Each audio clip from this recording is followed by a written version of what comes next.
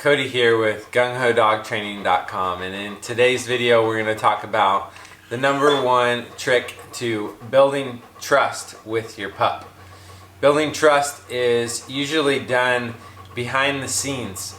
Typically when someone is showing off their dog's obedience or their dog's work, there's a lot that goes on behind the scenes with that pup, and to have a solid training foundation and a relationship foundation, there needs to be trust both ways between you and your dog.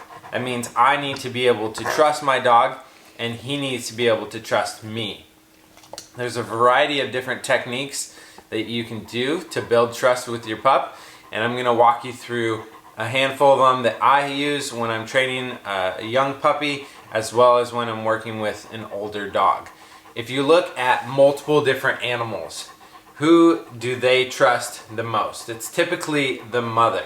A lot of humans as well build this really strong bond between their mother at a young age. Why is that? There's an imprinting factor that goes on, and there's a bonding that goes on between the mother and the child, and a lot of it relates to survival, which ties into food. Where does the dog get food from? At a young age, an animal or a human doesn't really have the knowledge or the resources to take care of themselves, and so the mother provides protection, the mother provides food, and that pup learns to trust the mother, or that animal, whatever animal it is, learns to trust the mother.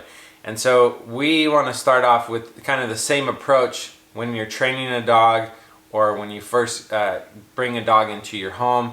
You want to inform the dog that you are going to protect them and that you are also going to provide for them. And a loving parental figure would do that naturally. And you would probably do that naturally if you got a dog when you first got your dog. And so one exercise that you can do with a young puppy as well as an older dog is you can feed them food directly from your hands.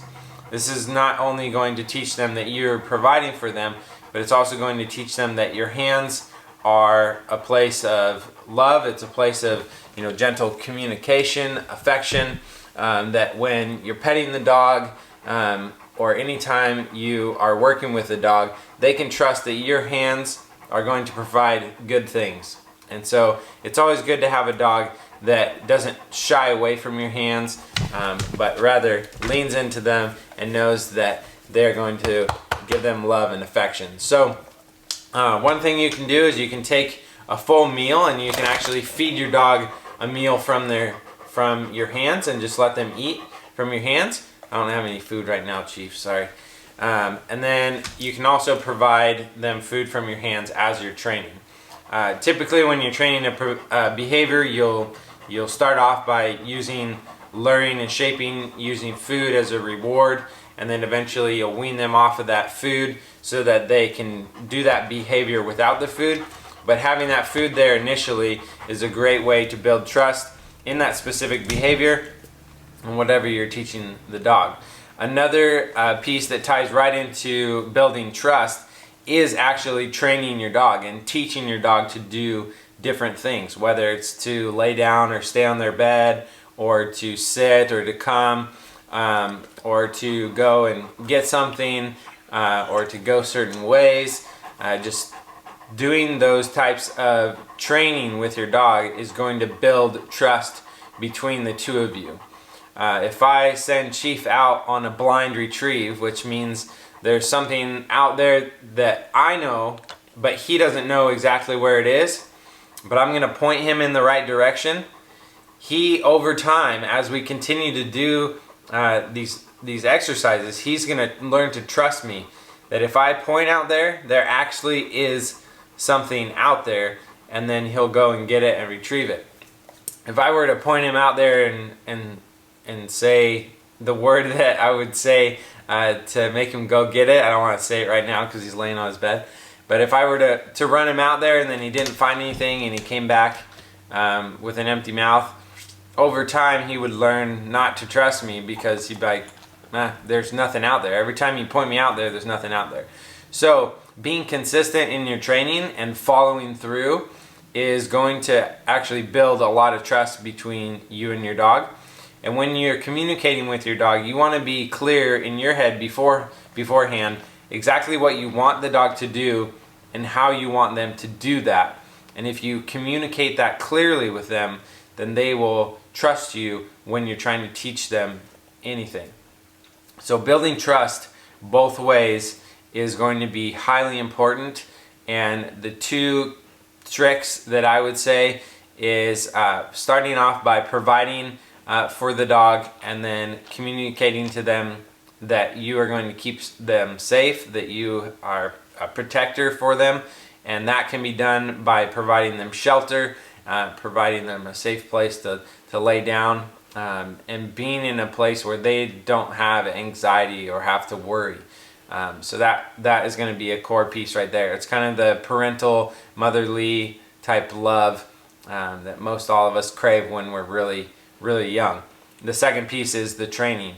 And so both of those tied together is really going to build trust with your dog, and it's a foundation to having a gung-ho relationship with your dog. And remember, gung-ho is working together in harmony.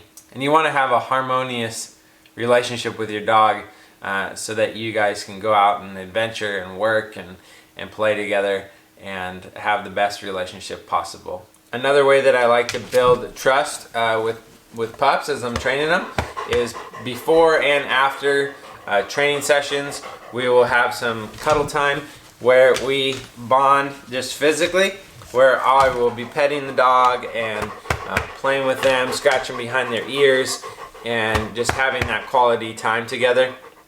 That is really crucial to building a bond and building trust with your dog.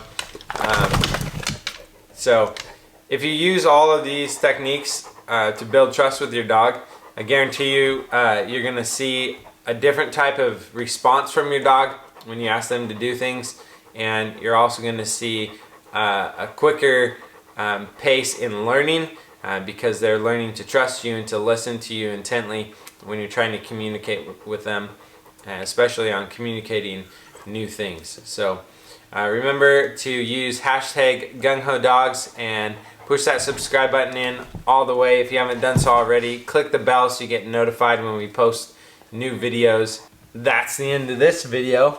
We'll see you in the next one. Chief! Fetch! Good. Good. Good boy. Good boy.